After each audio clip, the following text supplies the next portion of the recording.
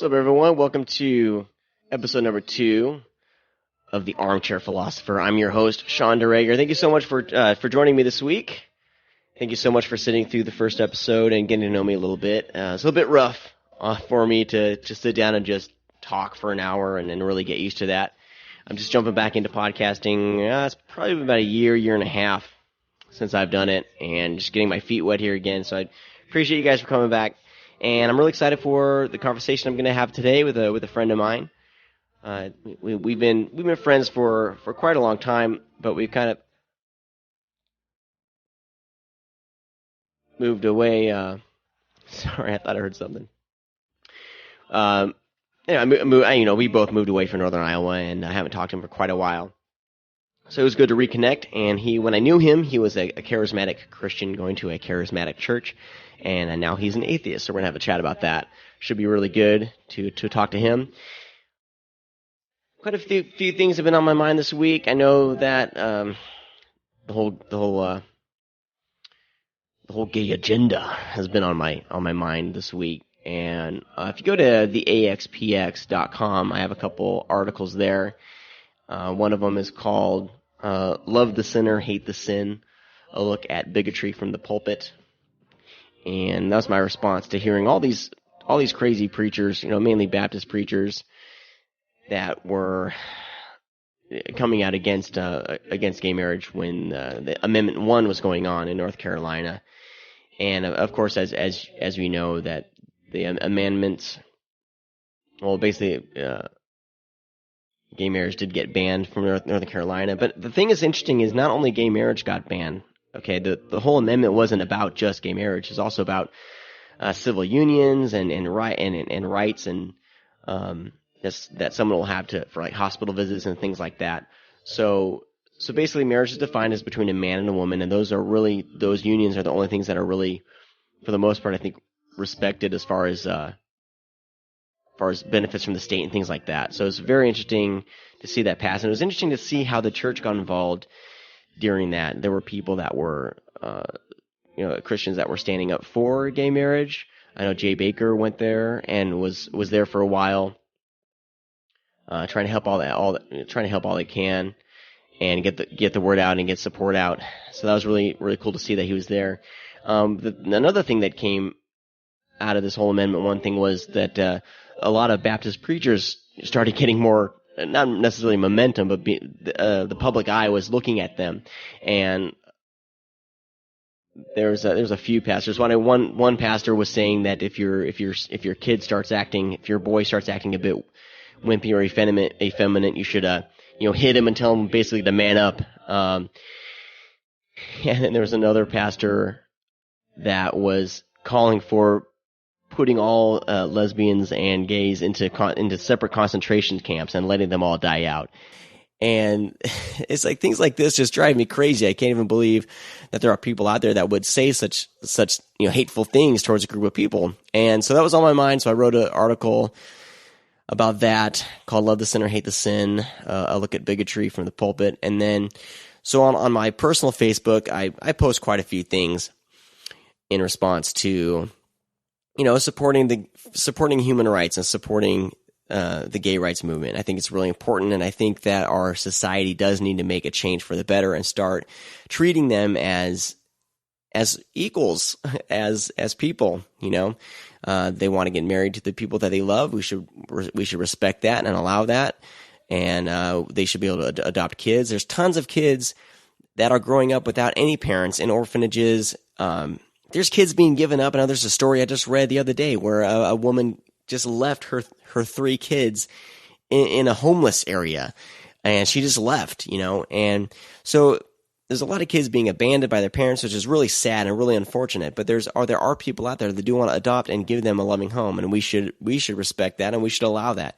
And then finally, I have a lot to say on this subject, but I think that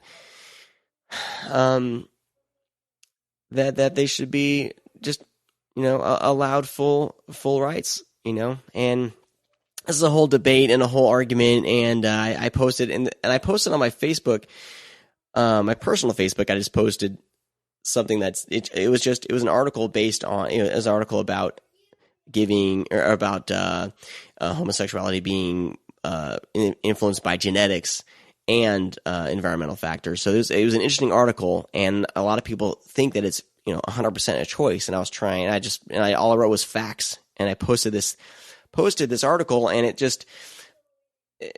it's like some Christians can't handle whenever I post anything supporting the gay movement because they think that I'm supporting sin. They think, I've gotten in quite a handful of Facebook debates, Facebook debates are stupid, and I hate them, and I hate whenever I get involved with them. But one of them, of course, started up with this, and I posted about it, my thoughts about it on the website, the AxPx.com. You can read it all there. I'm not going to get full on into it here. It's called "Against the Grain: A Heterosexual Stand for the Homosexual." But I think a lot.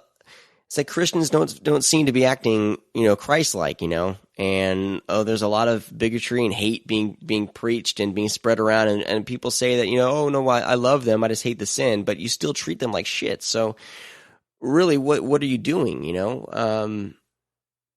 It doesn't affect you, and it doesn't affect your faith. If you think that's wrong, that it's a sin, that's fine. You're allowed to. It's a free country. But when you're fighting for the government to enforce laws based on your individual belief system, that's not right, because the government isn't.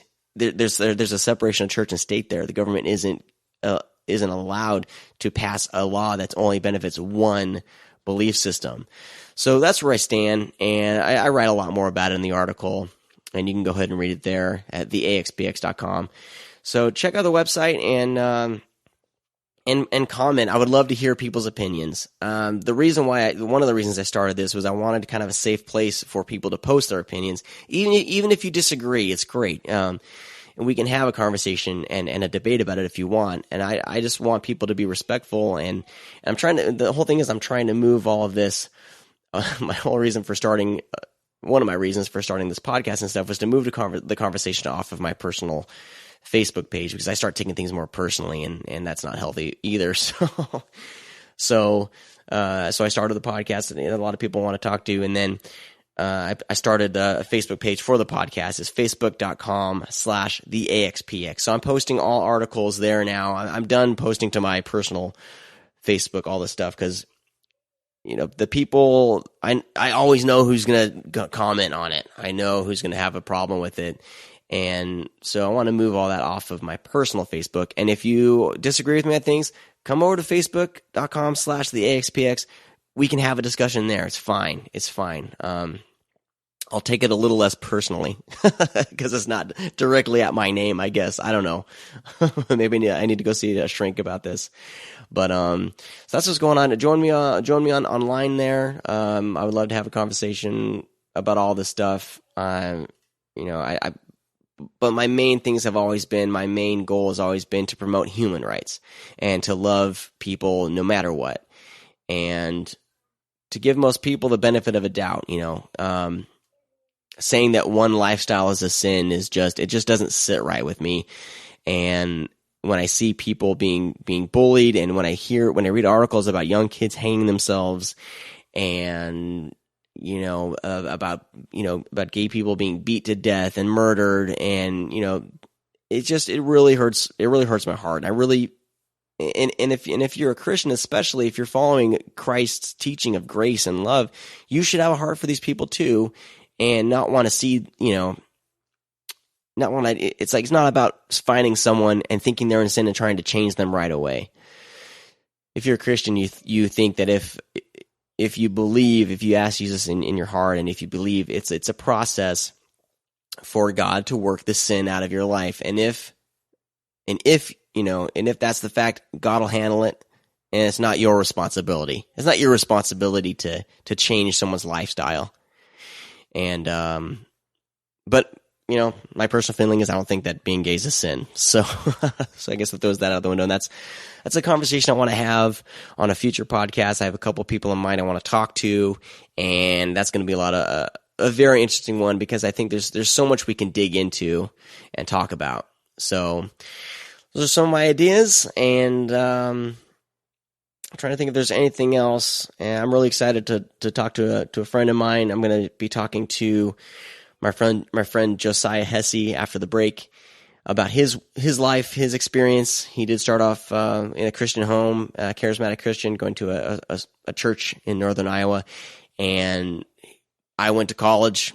He eventually went to college. We haven't seen each other in years, and he eventually found his way giving up his faith, and he's an atheist now. So we're gonna have a chat about that, and I'm excited to talk to him. But in the meantime, I'm gonna play some music here. I'm trying to see what I want to play though. I'm on a David Bazan kick, and I think that his story is very interesting too. So one of these days who knows, maybe I'll get him on the show. Wishful thinking, right? I mean, my aspirations are to get people on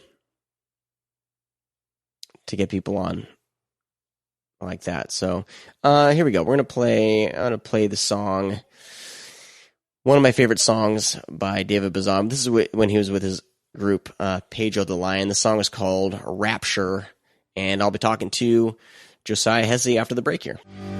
That was one of my favorite songs by Pedro the Lion. That's Rapture off the album Control, the 2002 release. Check it out because it's one of my favorites.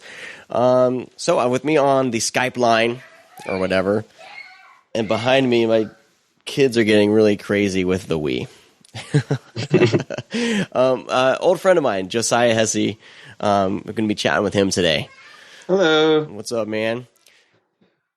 Oh, just taking it easy. It's a late night, but it's a nice Saturday afternoon here in Denver. Yes, it's a nice little afternoon. My kids should probably be outside playing, but I'll be a good dad after this and let them play outside instead of letting them stare at a TV all day. Well, we're talking today because when I knew Josiah back, I mean, gosh, it was, I don't know how many years ago, maybe 15 years ago, maybe 10 I think I met you maybe around 97. Okay. We hadn't seen each other probably since, 2001. Yeah. Yeah, so it's been a little bit. And, last time we knew each other, last time we hung out, I don't know exactly what you were going through then, but you're involved with a Charismatic Christian church, and that's how we knew each other. We knew each other through the church. We had mutual friends that were in a band that was kind of the church's pride and joy. What, Fillmore? Yeah. Oh yeah, probably still are. And then I was in, me and friends were trying to get a Christian band going, and so I would see you at these little. What was it? Bash on the Grass was the college event. Me and some friends actually started one called Bash on the Farm. Okay. That's I hear grown into quite a festival in North Iowa. So it's in back in the North Iowa days. So we knew each other from then, and I would run into you every now and then. I think you were living in, well, you were from Clear Lake, and I remember we would hang out, and you were a big Kurosawa fan. So and you would have all the movies and. Well, yeah, by that time, I think I developed at least a nugget of taste and style, but really the time that we knew each other was when I was sort of the bratty little brother of the scene that just had nothing better to do but hang out at every single Fillmore and Threefold show and, went to church about, 9 times a week. There'd always be some event, so... I think I had a pretty big presence in the Christian rock scene. Yeah. So good. So so you're an atheist now. So you identify as an atheist. You don't have a belief in a God. I want to start. Basically, I just want to chat with you today and how you ended up where you're at, because we're all on. I think we're all on a faith journey, and especially when you're young and in high school and everything, and into college, that's kind of when you're searching the most. Some of us, our journey's delayed a little bit. I think mine was delayed a little bit.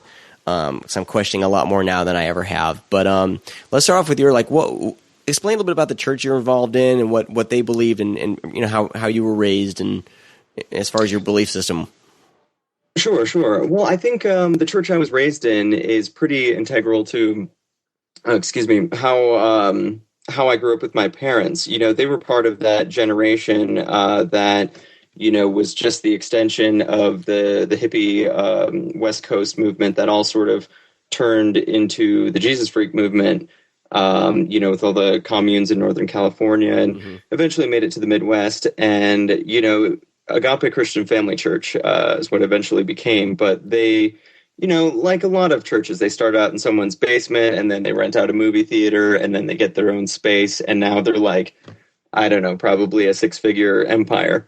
But it was fairly Pentecostal. The things that really bug people out about evangelicals and Pentecostal service, it was pretty present from day one for me. The shaking in the ground and speaking in tongues, being slain in the spirit, really just a kind of primal, I don't know, like almost like a jungle ritual. Yeah, let's talk a little bit about that, because maybe some of our listeners aren't too familiar. I mean, with kind of a lot of things going on in the charismatic church. I mean, I have a mixed background with it.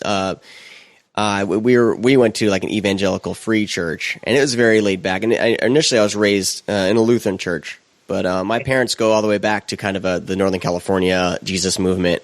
So they were, and I think they were originally involved with kind of a charismatic church. So they were kind of scared of charismatic churches. And I remember whenever I'd visit your church, they'd be a little bit kind of wary by the church. So let's go through the kind of the main things you would run into at one of these churches. I know that there's a speaking in tongues. Right. And most people have seen these things. They've probably seen like videos or, maybe even been to the services. But yeah, speaking in tongues, which is known as like glossolalia in linguistic circles, but really it's just a kind of gibberish. It's not an actual language. I guess Pentecostals would disagree with me and say that it is an actual language, but it's something that goes on in other religions outside of Christianity. Hindu has glossolalia in it, and Zoroastrianism. But yeah, and then the falling on the ground, and you have the two ushers to catch you and, put a fabric over the ladies' dresses so no one can see up their skirts. Yeah, you got to make sure you always have that blanket handy. Right. And these are things that just seem incredibly eccentric. I guess the way a lot of us would view the Mormon rituals as incredibly eccentric. Right. But for me, I just accept it at face value, as you do when you're that age. It didn't seem strange to me in the least. Mm-hmm.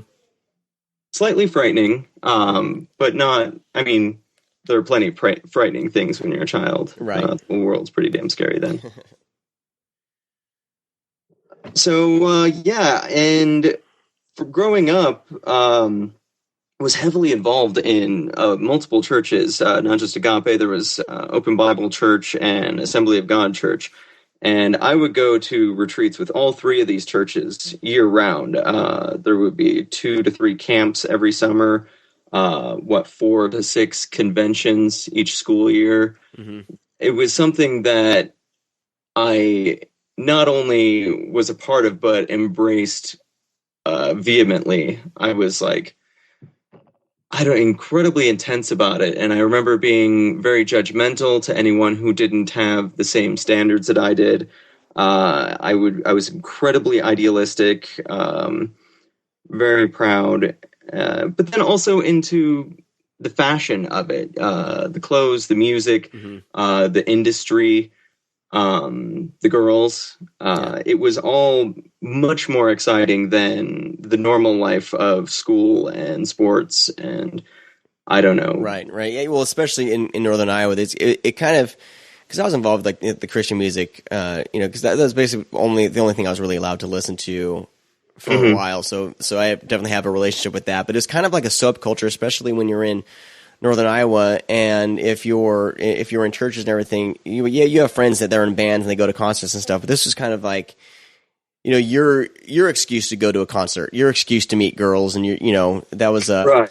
And the whole fashion scene. And there was a lot. I mean, through Minneapolis and Northern Iowa, Minneapolis had a pretty kickin' music scene. There's a lot of Christian bands that would come down to Northern Iowa and play. And right, and that brought all kinds of fashion and urbanism that was just so exciting for me growing up in such a rural area. And, no one dressed like that at the school I went to. It was actually kind of ironic how into punk rock, or that, decaffeinated version of punk rock, I was into with, I knew everything about Tooth and Nail Records and MXPX years before I'd heard of The Clash or the Sex Pistols. But this is funny enough what drew me and a lot of other people into the church and into that scene. It was your gateway drug. It was, absolutely. It works music. very well. As a sociologist, you can so easily trace fashion and style throughout the last half of the 20th century in America by looking at the Jesus movement and Christian rock, because they so well mirror what is going on in mainstream society. Like anything that is popular, they will condense and package in a very articulate way and present it with this Jesus stamp on it. Mm-hmm. Yeah. So you're raised you're raised in this, and you very much identify with it. You're extremely passionate about your beliefs. Yeah. So what happened once you got out of high school and into college? What was your experience? Once you kind of got, because I'm assuming you kind of moved away and everything. What was your experience once you kind of got out of that bubble? Yeah, well, I think my experience was very similar to a lot of people's. I mean, I know a lot of my friends went through that journey as well. There's a famous quote by James Robison, the televangelist. I might have the number wrong, but he said something to the effect of 70 or 80%. We lose 70 or 80% of all young believers when they go off to college. Or he said when they go up to secular colleges. They remain believers. They go to Liberty University or Oral Roberts University. But that's because, those environments are so good at keeping out thought-provoking materials, books, music, even certain types of conversation are easily crushed. But at the same time that you're taught this ego, this pride of you can prove the Bible, you can scientifically prove it. There's people like Kent Hovind, who's a very famous creationist, or that Australian guy with the Lincoln beard. I went to a Christian school, and they show you these videos where you're like, yes, Noah's Ark, it makes sense. It's meteorologically possible. So you go out into the world saying, I'm ready for anything you have to give to me. My faith is strong. My knowledge of the Bible is strong. So lay it on me. And I would go into, books or conversations with that attitude, and would find that I couldn't keep up. My faith was so easily crushed. I mean, and I remember having to put books down, like the Marquis de Sade's Juliet.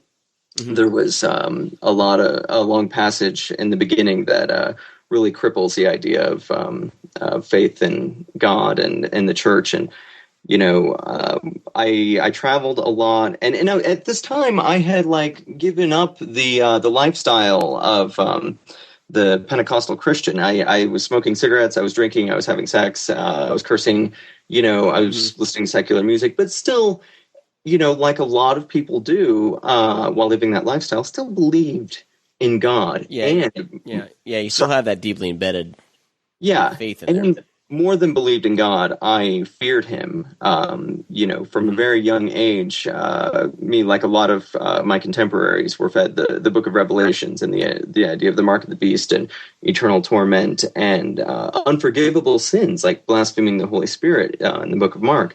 These are things that stay with you when they're introduced at such a young age. So even when I was, let's say, 22, 23, I think I was living in a hostel in San Francisco, and I'd gotten into Tom Robbins' book, Even Cowgirls Get the Blues. And in this book, Tom Robbins is very flippant about how silly Christianity is, and casually lays out a handful of facts about the Gospels, and how things that a lot of atheists talk about. How Jesus is a composite of all these Mediterranean gods and heroes. And what were some of the stories that kind of spoke to you for as far as these as far as kind of crippling my faith? Yeah, the ones that jumped out at you the most. Is there a couple? I think it was a lot of the history stuff, and it wasn't like these were the first time I'd had these experiences. I recall learning about, say, Greek mythology, maybe fourth or fifth grade, and seeing Prometheus, and my teacher, this was at a secular public school, but my teacher saying, like, and this is very similar to the Christian myth of Jesus, and it's the same imagery. And I'm like, oh, wow, so ours is bullshit too. And it's just sort of that quick thought, but then as soon as that gets out, you stomp it right back down. You're like, no, don't even go there.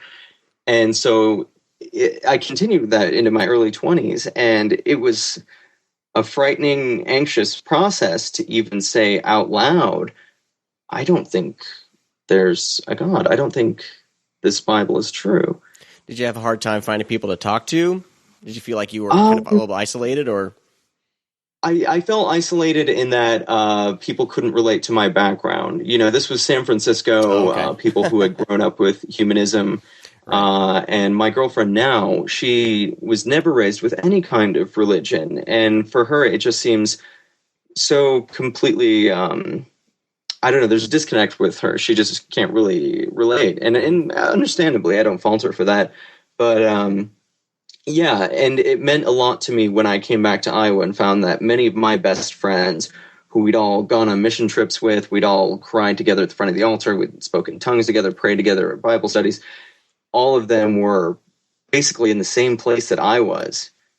And not voluntarily either. We didn't pursue losing our faith. It's like a house that fell apart. Mm-hmm.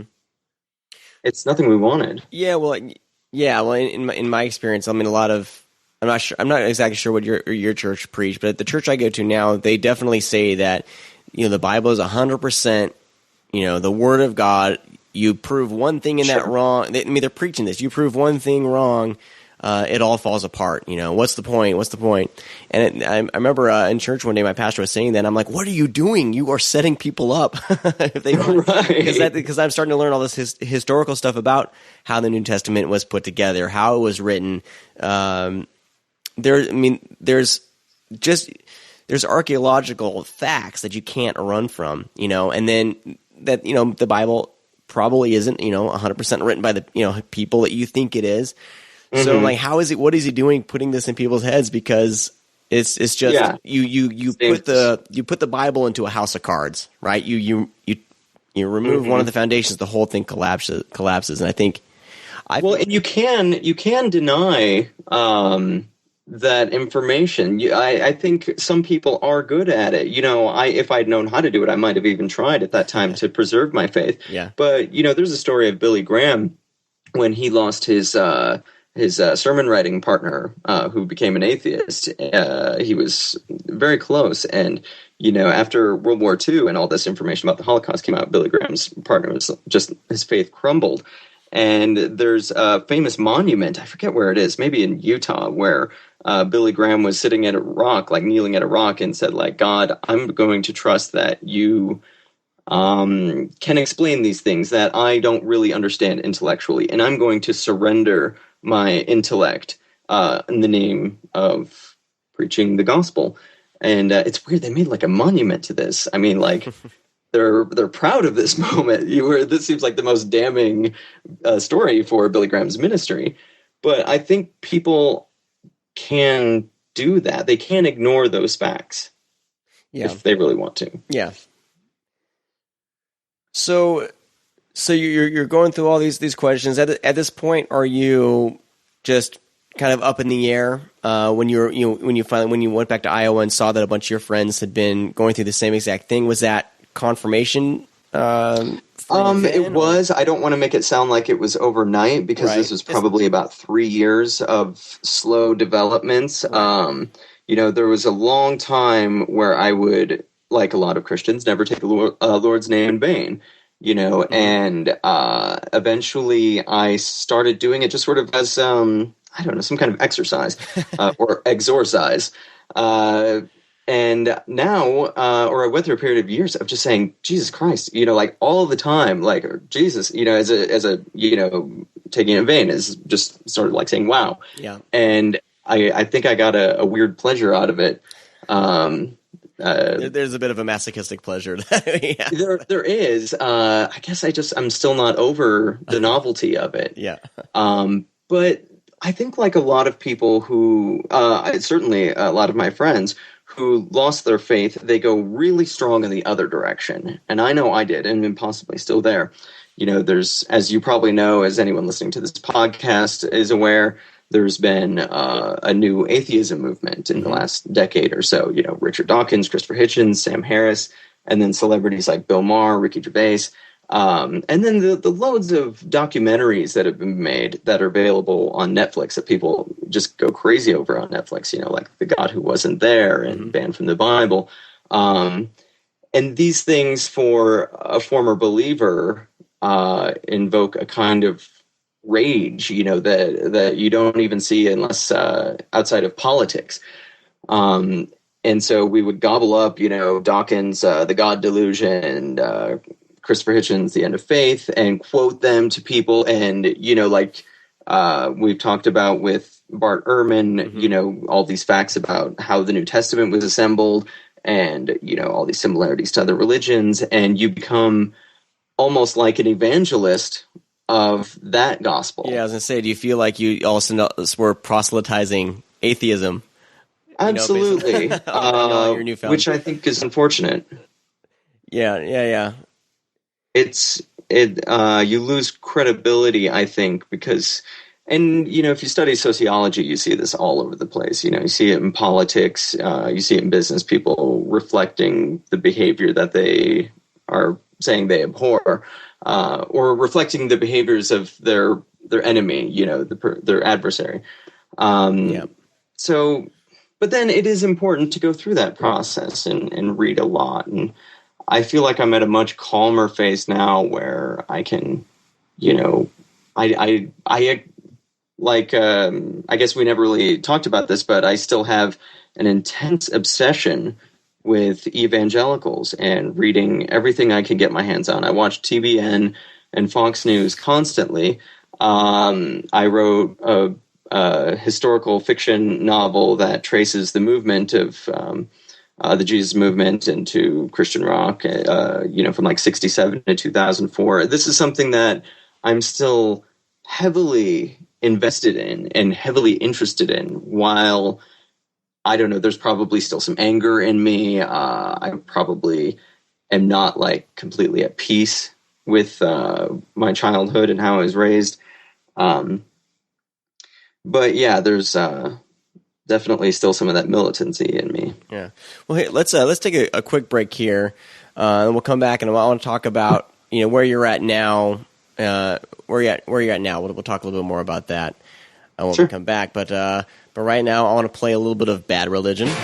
The song is called "American Jesus," one of my favorite Bad Religion songs. We'll be right back talking to Josiah Hesse right after this.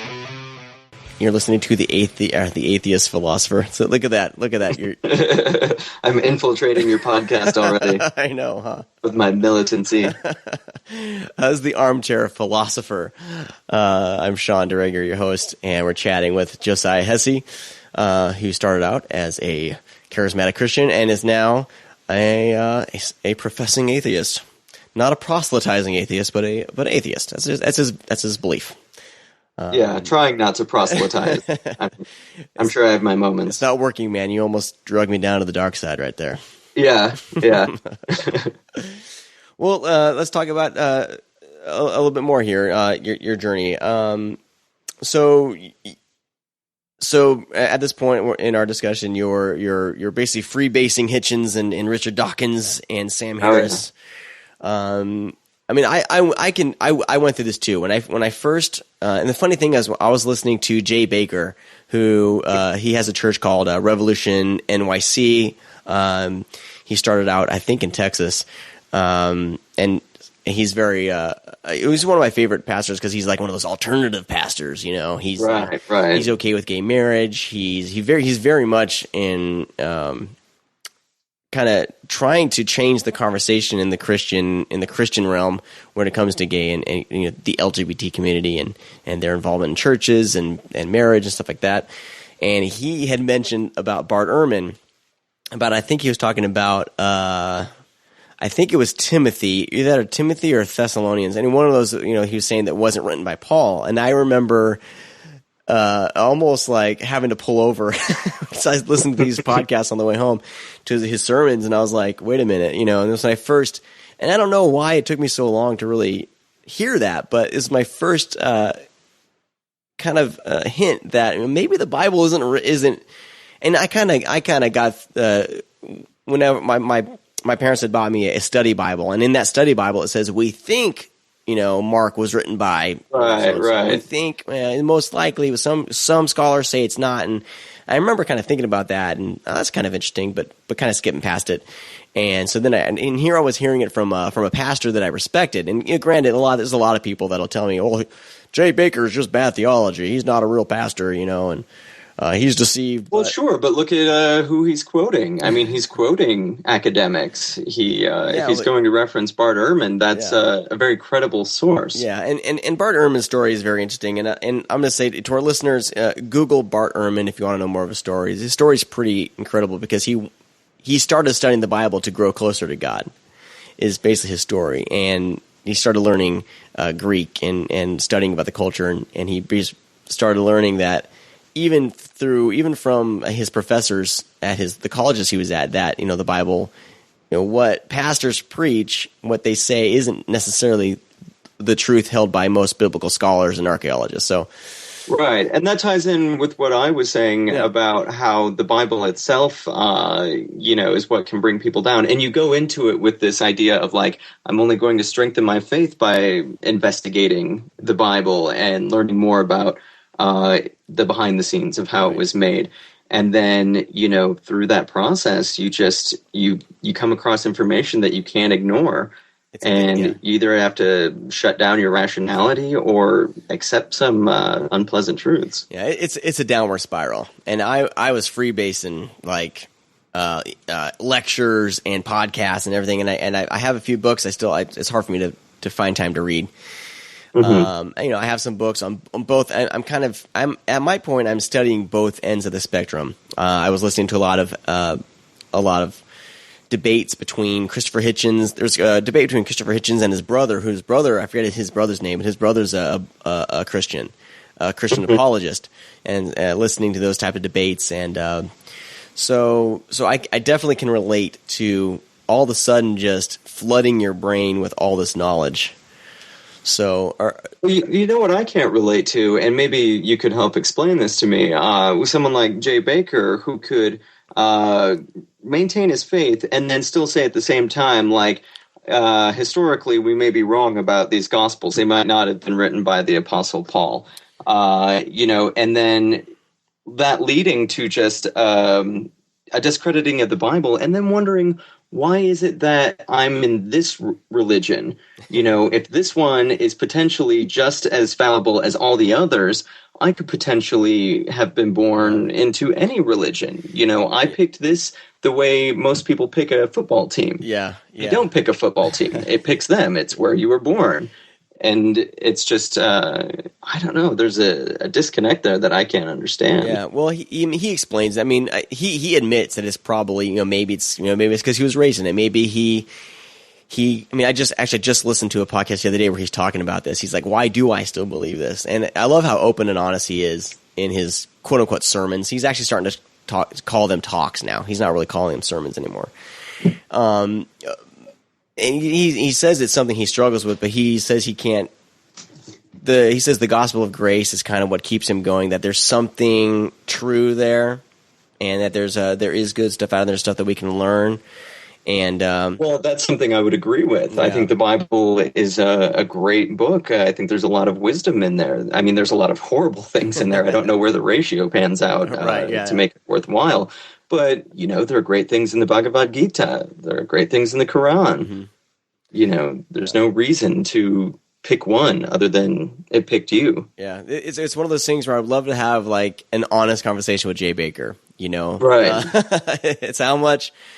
he has a church going, and he is helping a lot of people, and his church is kind of like the last stop for people about to abandon their faith. So I think he feels a lot of responsibility there. But yeah, man, it's one of those things I think about that every day. I would love to have a cup of coffee with Jay Baker and have like a total open and honest conversation with that guy, because he has helped me get through a whole lot of I guess, bitterness, I think, when I Mm-hmm. started learning stuff. And with my story, there's a lot of bitterness in my story, and with the church and organized religion. And I did almost completely walk away from it. But I think people like him showing us that there are positives, and it's kind of with me. We'll see where it goes. But I kind of identify, I think, with Jay Baker as far as there is a lot of things, and it's almost kind of like throwing the other side's weapon back at them, because a lot of people, a lot of Christians, a lot of fundamentalist Christians use the Bible for a lot of hate and a lot of trying to spread a lot of evil, Right. in their opinion. So I think he's kind of at the point where he's trying to throw stuff back at them, saying, "Look, you guys have it all wrong." Well, yeah, and I went through a period of admiring Jay Baker and watching his independent film channel series, the One Punk Under God. Mm-hmm. And for anyone who doesn't know, Jay Baker is the son of Tammy Faye Baker, Jim and Tammy Faye, who were, icons of televangelism. But that scene is really interesting in the way it parallels the Jesus movement of the 70s, in that it's very alternative, it's very against the mainstream, and very open to question things. And if it survives even long enough, I imagine it will be co-opted in the same way that, the Jesus movement was in the 80s by the Reagan administration and Jerry Falwell. Yeah. But I went through a period of really admiring Jay Baker and that movement, that kind of crust punk Jesus movement, and was really latching on to people like him and intellectuals like C.S. Lewis, and to a lesser extent maybe Bono or Moby, people who were artists that I had admired but professed Christians, and I would admire their writings. But in the end, while I still hold all of those things true, that, these are great intellectual thinkers and I still admire them very much, there wasn't any reason to directly link them to Jesus Christ or the Holy Bible. Right. Yeah. Yeah, that's a fair enough argument. It's a tough thing. It is a tough thing. It's a frightening thing if you let go of your faith. Yeah. So when did you? So is it when at the time were you living in San Francisco when you're starting to read all those books and everything, or have you moved to Denver? Where were you at? Well, I came to Denver maybe in late 2004. That was just sort of incidental. I met a girl in a bar, and she was on her way and offered to pay for everything. And, I was kind of just not doing anything. I was writing a lot at that time, and I was still questioning my faith. But I came to Denver for a few years. I just spent a year in San Francisco. That was just sort of a one-off thing. In case you can't tell, I'm not the most ambitious person. I've been hopping from job to job until maybe a year ago when I became a full-time journalist. I don't think you become ambitious till you have to. Right. And that's the thing. I have no kids or wife, so I haven't had to. But yeah, San Francisco was definitely the place to lose your faith. It sounds like one of those hysterical right-wing Pentecostal things to say, but I find that a lot of those crazy things that they say are actually true. I think if you do go to San Francisco, you probably will explore new avenues of sexuality or views of sexuality. I think rock and roll music does make people want to have sex. I think it's these things that people call, hysterical from the right wing. Sometimes they're just true. And not to say that I was brainwashed or co-opted into any kind of thinking. It's just, you travel around, you pick things up. But yeah, it was books like Tom Robbins' Even Cowgirls Get the Blues, and eventually those Christopher Hitchens and Richard Dawkins books that really did it. So now you're in Denver. Had you? Because I know the whole big thing for if somebody loses their faith is oh shit, how do I tell my family? I know a lot of people that I've heard on podcast interviews that was kind of the big deal breaker. Did you? How honest was your relationship with them? At the time. I think my relationship has been fairly honest. There have been things that I haven't said without being provoked. I have definitely never wanted to try and convince my family to believe the way I believe, that, Jesus probably never existed. There probably isn't an afterlife. These things that I believe. I don't want to instill really in anybody. But I will be honest with them. If they ask me questions, and it has happened, I'll be honest. But there was one time when um, my mom and I have a very honest intellectual relationship. I don't know if we have the most honest emotional relationship, but intellectually, I feel like I can share anything with her without her getting hysterical. And so in, I don't know, maybe 2009, excuse me, I wrote her a very long letter. And, it's a similar story to when young gay people will come out to their parents. A lot of times they'll write them a letter, come home for a visit. But I wrote her a long letter explaining not only how I felt about Christianity and religion, but also how I felt about having children, having a professional career, how I felt about drugs and drug use. Admitted that, I'd partaken in most illicit substances, and just all the things that I wanted to get out there, because I didn't know if she still had an image in her head of me as that 17-year-old intensely idealist Pentecostal ready to go be a youth pastor and be in a Christian rock band and spread the word, and not have sex till I'm married, and never touch drugs or alcohol. And we never really spoke about that letter. We've had conversations about my life in Denver. I not only write for a Village Voice paper out here, but also for a gay newspaper. And so these are things that I don't really want to question where my mom's at in her faith. Mm-hmm. That's her personal place, but I know she isn't in a hysterical place. She is not going to freak out and think I'm going to burn in hell. Right. Yeah. That's good. That's good. That's very helpful. It is, because a lot of the time, that's what I feared about telling my parents, was that they would go through the emotional anguish of believing that their son was going to be eternally tormented. And that's not an image I wanted to put in their head, or wasn't eager to put in their head. Yeah. If they go through that, that's really their thing, but I'm not going to shove that on their plate. I feel the same way with like all these things that I'm reading and the questions I have right now. I have friends. I mean, one of my good friends out here, he's the worship leader at our church, and the last thing I want to do is instill any questions on him, because he's at a good place. He enjoys what he's doing, and right. I'm not out there I'm not looking at everyone's Facebook trying to challenge everybody, Right, which a lot of atheists are. Yeah. I mean, a lot of Christians are, too. A lot of Christians are, and I find that happens to me every day whenever I post something pro-gay. I feel right. I'm going to jump on this now. But, I mean, Facebook, I would argue, is even more popular among right-wing evangelical Christians than any, young liberal, druggy, homosexuals. Like, I think the right has definitely absorbed Facebook. That was passive aggressive. Yeah, it's passive aggressive confrontation.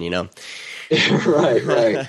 I wrote a piece recently where I visited a passion play that came through town. That came from Colorado Springs. Yeah. It was a big production, a big sort of Cirque du Soleil, Passion of the Christ type production, and I wrote a little firsthand review of it for the paper out here, explaining that I used to be in these, and it was an intense part of my childhood, and now I don't have these feelings. And there was this commentary about how I miss it. But anyway, my point is that I posted it on a friend's Facebook page from Iowa, one of those friends who'd gone through the same process as me and lost his faith. I thought he might be interested in it, get a kick out of it. It was kind of funny. Yeah.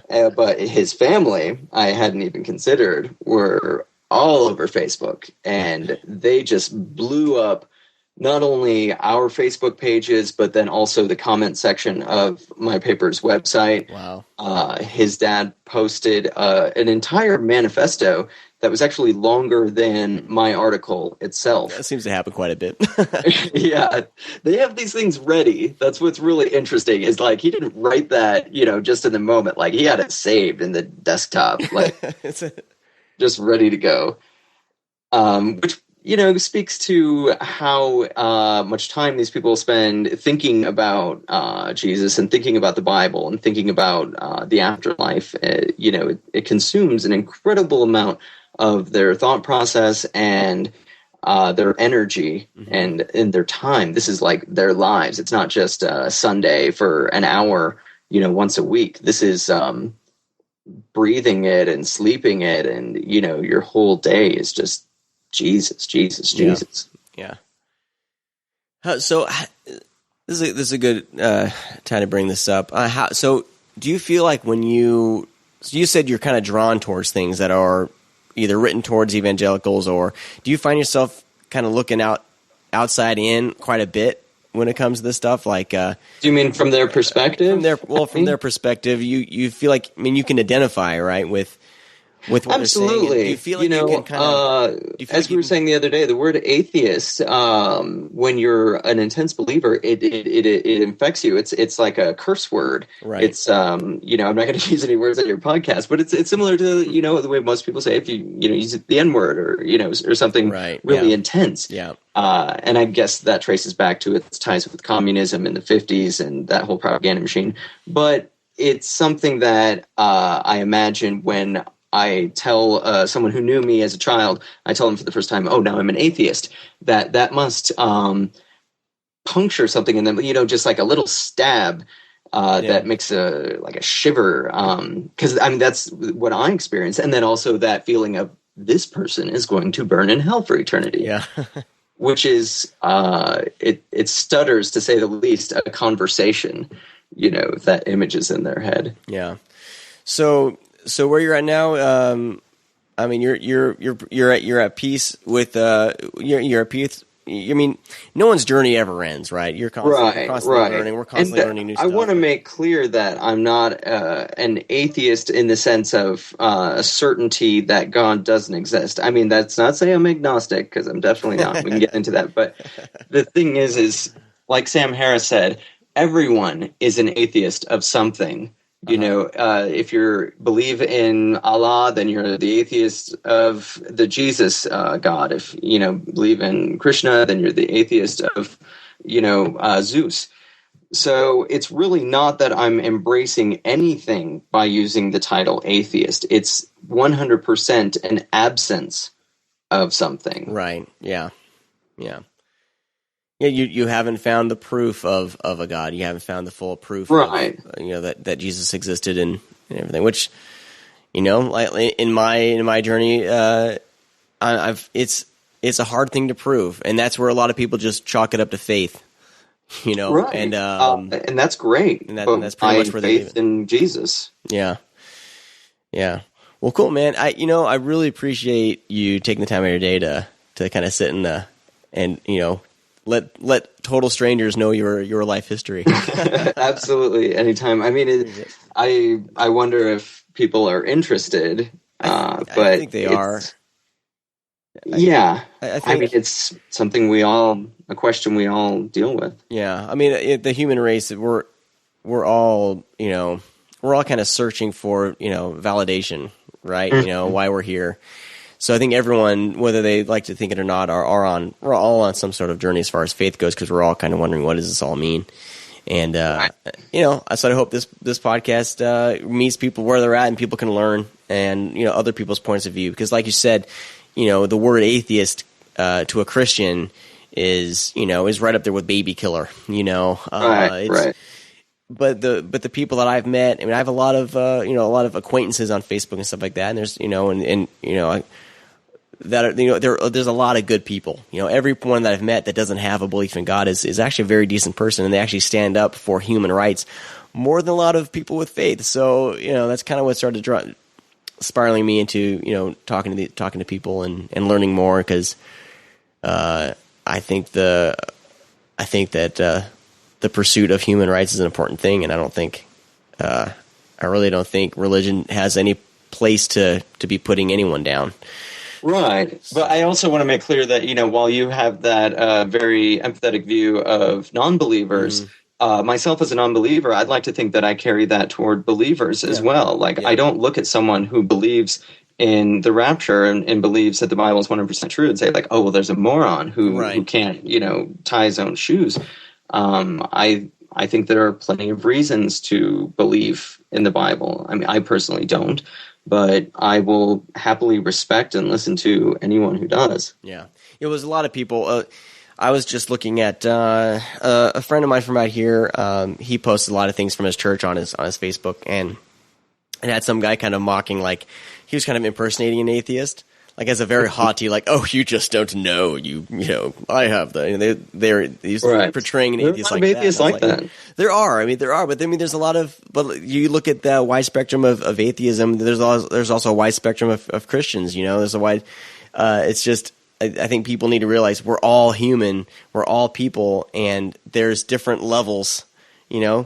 I mean, the one thing that does get under my skin is when I tell a believer that I'm an atheist, and they give me these accusations of me wanting to put myself above God, or me thinking that man is so superior, so wonderful that we don't need God, that they think that I came to my conclusions through that route, which is completely backwards from my perspective. I don't think men or humans are all that great. And it's not that I think I'm better than God. It's that I don't believe there is a God. I'm not angry at God. I don't, I just don't believe he's there. You're not grinding it out. You don't have an axe to grind.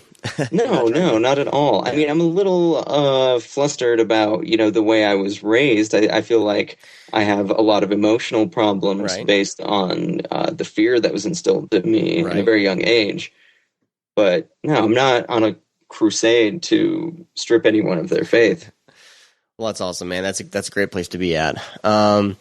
Hey, why don't you let people know who are listeners where they can find your writings? Well, I write for Denver Westward. It's westward.com. I guess I've done 2 pieces for them that'd be relevant to this story. As I said earlier, I went and saw the Passion play, The Thorn.